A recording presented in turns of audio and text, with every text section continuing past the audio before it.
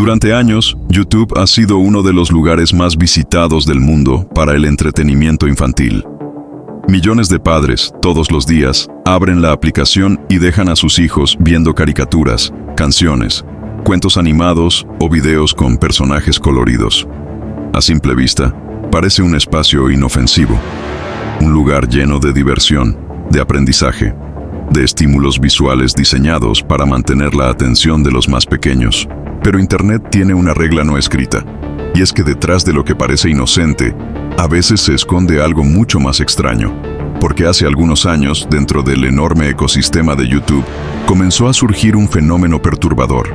Miles de videos infantiles que, en apariencia, parecían normales, usaban personajes conocidos, colores brillantes, música amigable, miniaturas llamativas, títulos pensados para captar la atención de cualquier niño.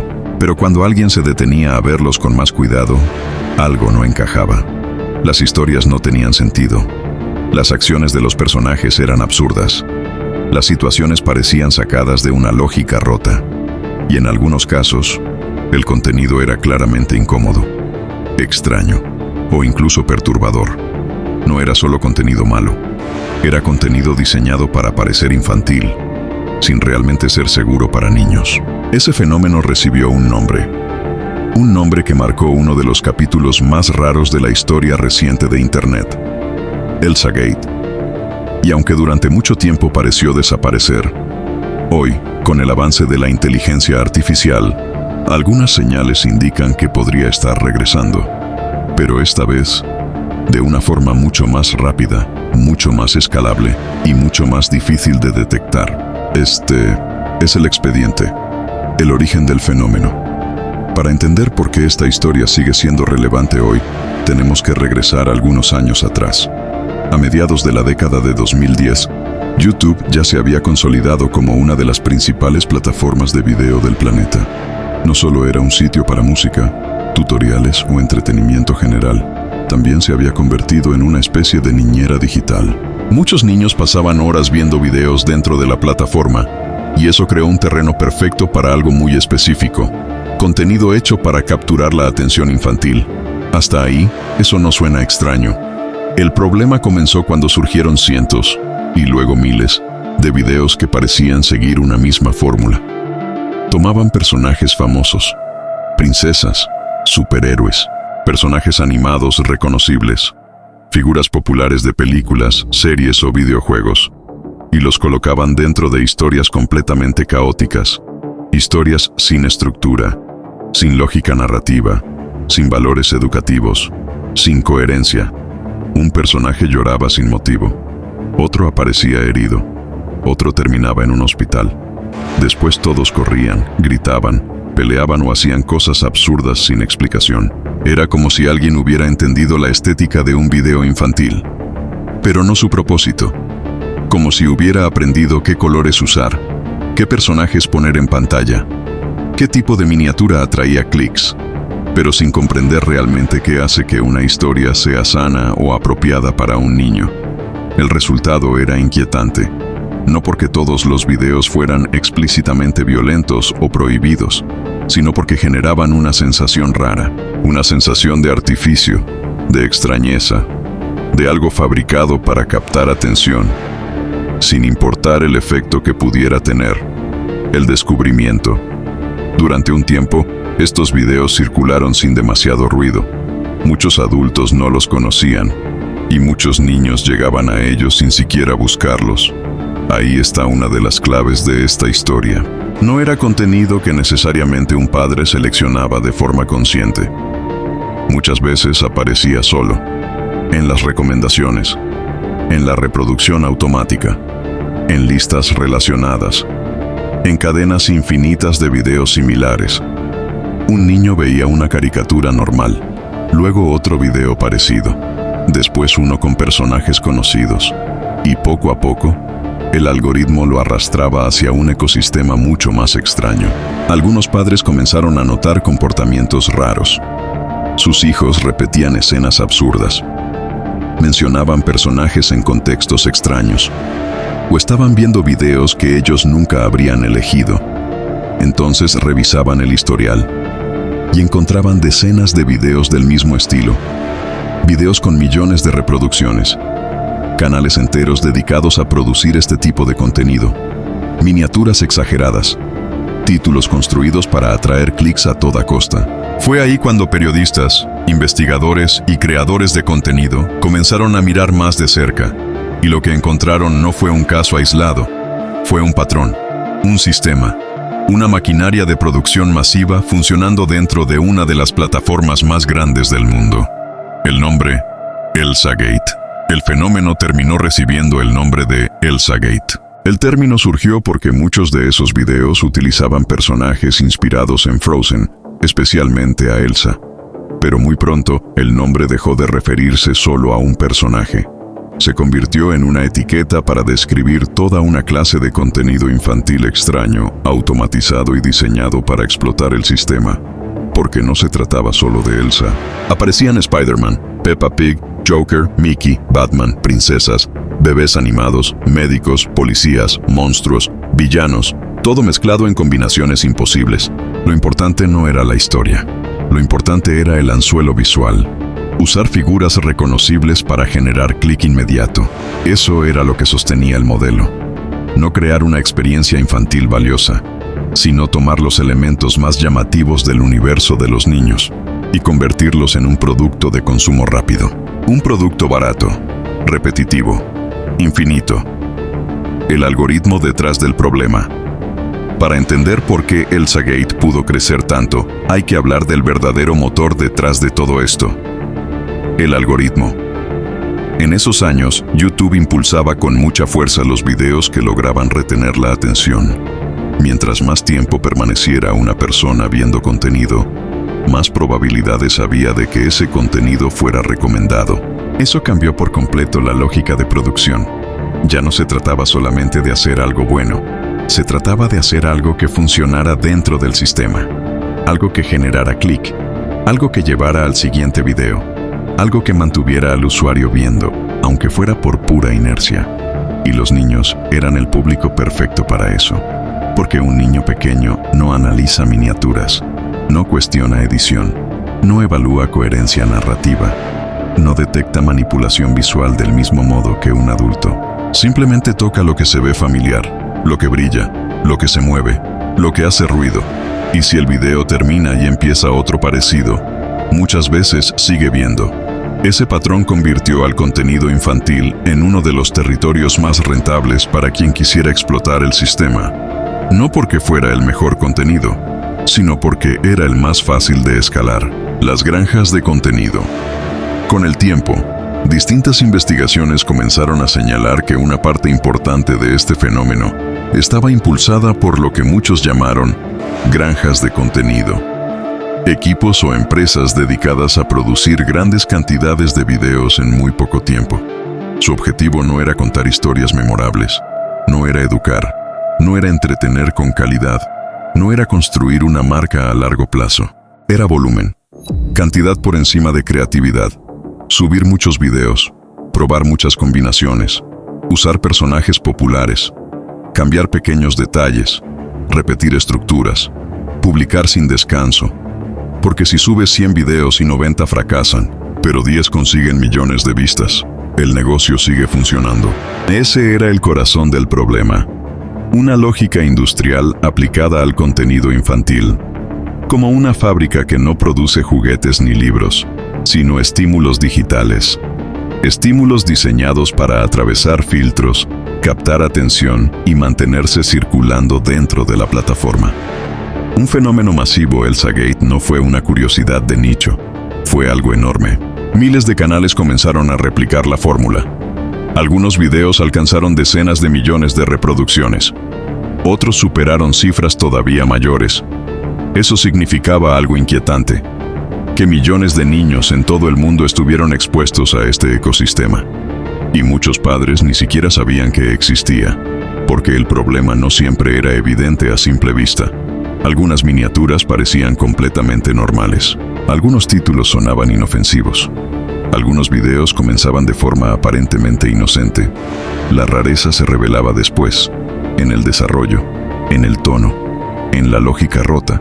en la repetición obsesiva, en la manera en que todo parecía construido por alguien que entendía la mecánica del clic, pero no la responsabilidad del contenido infantil. La reacción pública.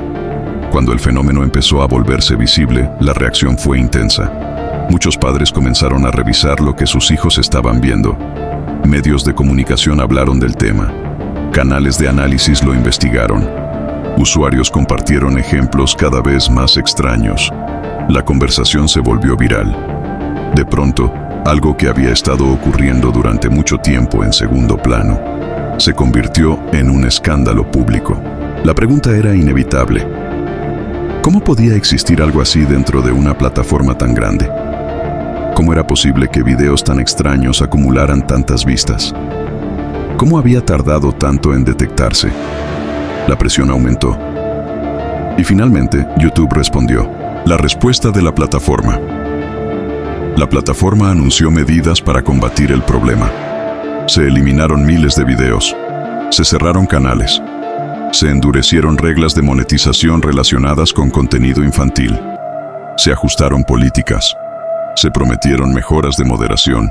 Durante un tiempo, pareció que había funcionado. ElsaGate dejó de ocupar titulares. La conversación perdió fuerza.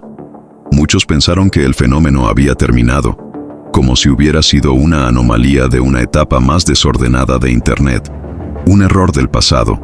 Pero Internet rara vez elimina del todo los incentivos que crean un problema. Y mientras el incentivo siga vivo, la forma del problema puede cambiar, pero el problema no desaparece. La llegada de una nueva tecnología. En los últimos años, una herramienta transformó por completo la creación de contenido digital, la inteligencia artificial. Y no hablamos solo de asistentes de texto.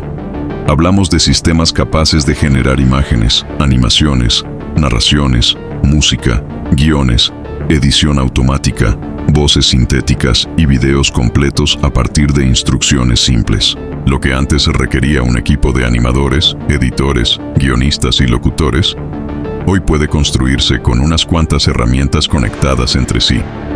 Eso tiene un lado fascinante. Democratiza la creación, reduce barreras, permite producir cosas increíbles con pocos recursos. Pero también tiene un lado peligroso, porque si antes ya existían fábricas de contenido infantil extraño, ahora la producción puede volverse todavía más rápida, más barata, más automatizada, más difícil de rastrear. Automatización total. Imagina este proceso. Una persona escribe una instrucción breve, crea una historia infantil con personajes famosos, colores brillantes, conflicto simple y final exagerado. Después, otro sistema transforma esa idea en un guión. Otro genera imágenes, otro anima escenas básicas, otro añade una voz sintética, otro pone música, otro edita el video, otro crea la miniatura, y otro optimiza el título para que parezca irresistible dentro del feed. Todo en minutos, todo escalable, todo repetible. Ahora imagina eso no una vez, sino cientos de veces al día. Eso cambia por completo la dimensión del problema, porque en el pasado, incluso el contenido de baja calidad requería cierto nivel de trabajo manual. Hoy, la IA reduce drásticamente ese costo, y cuando el costo baja, la producción se multiplica. Un patrón familiar reaparece. En meses recientes, algunos observadores comenzaron a notar señales inquietantes. Canales nuevos apareciendo de la nada, decenas o cientos de videos subidos en poco tiempo, animaciones extremadamente similares, escenarios reciclados, voces sintéticas casi idénticas, historias mínimamente alteradas entre un video y otro. Nada de eso prueba por sí solo que haya una nueva red organizada igual a la del pasado. Pero sí sugiere algo importante, que el modelo de producción automatizada de contenido infantil está creciendo, y que algunos creadores ya descubrieron cómo usar herramientas de IA para acelerar todavía más el proceso. Lo inquietante es que este nuevo contenido ya no necesita verse tan torpe como antes. La IA permite producir algo visualmente más limpio, más coherente en apariencia, más convincente a primera vista. Eso significa que el problema podría volverse menos visible, justo cuando se vuelve más grande. Las señales de la automatización. Hay ciertos patrones que hacen sospechar cuando un video pudo haber sido generado, total o parcialmente, con inteligencia artificial. movimientos repetitivos, expresiones faciales extrañas, narraciones con tono sintético, cambios ilógicos en objetos o personajes, historias que parecen plantillas reutilizadas, escenas construidas con la misma estructura una y otra vez. No siempre son errores escandalosos. A veces son pequeñas grietas, una mirada que no encaja, una frase rara, una transición forzada, una emoción que se siente vacía, una historia que parece escrita por una máquina que entendió la superficie del lenguaje, pero no su profundidad. Y en contenido para niños, esas grietas son especialmente delicadas, porque el niño no necesariamente detecta que algo está mal, solo recibe el estímulo, lo consume, lo repite, lo internaliza. El incentivo económico sigue intacto. Aquí está el punto más importante de todo este expediente. La tecnología cambió, pero el incentivo económico no. Mientras siga siendo rentable producir cantidades enormes de contenido y esperar que algunos videos exploten en vistas, siempre habrá personas dispuestas a intentarlo. El negocio no depende de que todo salga bien. Depende de que unas pocas piezas funcionen. Y si la IA permite producir 100 veces más con una fracción del costo, entonces el experimento se vuelve todavía más atractivo, especialmente en nichos donde el volumen importa más que la reputación. Y el contenido infantil, por desgracia, sigue siendo uno de esos nichos, porque mueve vistas, porque genera sesiones largas, porque los personajes reconocibles siguen siendo un imán, y porque muchos niños consumen contenido sin una supervisión permanente. Un ecosistema difícil de controlar. Moderar una plataforma con millones de videos subidos constantemente ya es difícil. Ahora imagina hacerlo cuando una parte de esos videos puede generarse casi de manera industrial. La detección automática ayuda, sí, pero no resuelve todo, porque mucho contenido extraño no viola una regla de forma evidente. No contiene necesariamente una escena prohibida, no usa una palabra explícita, no siempre presenta una infracción clara. A veces simplemente es profundamente raro. Y esa clase de rareza no siempre es fácil de clasificar para un sistema automático. Ahí es donde aparece el verdadero riesgo. Contenido que no es abiertamente ilegal ni claramente denunciable, pero que tampoco es sano, ni apropiado, ni responsable para un público infantil. Contenido que vive en la zona gris. Y las zonas grises son donde Internet suele volverse más peligroso. ¿Estamos ante una nueva etapa? Tal vez no estamos viendo el regreso exacto de ElsaGate. Tal vez no sea una copia idéntica del fenómeno original. Pero eso no significa que el riesgo no exista. Lo que podríamos estar presenciando es una evolución. Una versión nueva, más sofisticada, más silenciosa, más automatizada, donde ya no hace falta una granja de producción con procesos manuales rudimentarios. Ahora basta con conocer las herramientas correctas, entender cómo funciona el algoritmo y producir en masa. El resultado podría no verse igual al de hace años, pero la lógica detrás sí resulta inquietantemente parecida. Capturar atención infantil, escalar rápido, publicar mucho, aprovechar personajes y estímulos familiares, y dejar que la plataforma haga el resto. Lo que sabemos hasta ahora. Hay algo importante que decir con claridad. No toda animación hecha con IA es mala. No todo contenido automatizado es dañino. No todo video infantil extraño forma parte de una conspiración organizada. La tecnología, por sí sola, no es el problema. El problema aparece cuando se combina con incentivos incorrectos, falta de supervisión y un público vulnerable. Eso es lo que hace que esta historia siga siendo relevante. Porque los niños no son solo usuarios más. Son una audiencia que necesita protección especial. Y cuando la escala de producción supera la capacidad de control, los errores dejan de ser simples errores. Se convierten en un riesgo sistémico. El futuro del contenido infantil. La inteligencia artificial seguirá avanzando. Eso es inevitable. Las herramientas serán más rápidas, más baratas, más realistas, más accesibles. Y eso abrirá oportunidades enormes. Contenido educativo personalizado, cuentos interactivos, experiencias adaptadas a la edad, material visual mejor producido para enseñar idiomas, ciencia, lectura o creatividad. Ese es el lado prometedor. Pero también existe el otro lado, el de quienes usarán esas mismas herramientas para inundar plataformas con contenido vacío, hiperoptimizado para captar atención, sin ningún compromiso con el bienestar del espectador. Esa es la verdadera tensión del futuro, no si la IA va a crear contenido infantil. Eso ya está ocurriendo. La pregunta real es, ¿qué tipo de contenido se va a premiar? ¿Quién lo va a supervisar? ¿Y qué tan rápido podrán reaccionar las plataformas cuando vuelvan a aparecer patrones peligrosos? El expediente Continúa ElsaGate fue mucho más que una rareza de YouTube. Fue una advertencia, una prueba de lo que puede pasar cuando los algoritmos, el dinero y la producción masiva se combinan en un espacio habitado por niños. Fue el momento en que Internet descubrió que no todo lo que parece caricatura es inocente, que no todo lo infantil está hecho con cuidado, y que una plataforma gigantesca puede amplificar cosas extrañas mucho antes de comprenderlas. Hoy, con la llegada de la inteligencia artificial, esa lección vuelve a sentirse urgente, porque el problema ya no es solo qué videos existen. El problema es qué tan fácil será producir miles más. Y si nadie presta atención, la historia podría repetirse. No exactamente igual, pero sí con la misma lógica de fondo, la lógica del volumen, del clic, de la automatización, de la atención explotada como recurso.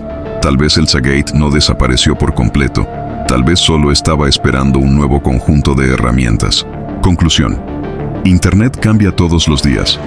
Las plataformas evolucionan, los formatos cambian, las tecnologías se renuevan, pero algunas preguntas siguen siendo las mismas. ¿Quién protege a los más vulnerables dentro de estos sistemas? ¿Quién detecta el daño antes de que se vuelva masivo? ¿Quién asume responsabilidad cuando una máquina optimiza atención sin entender consecuencias?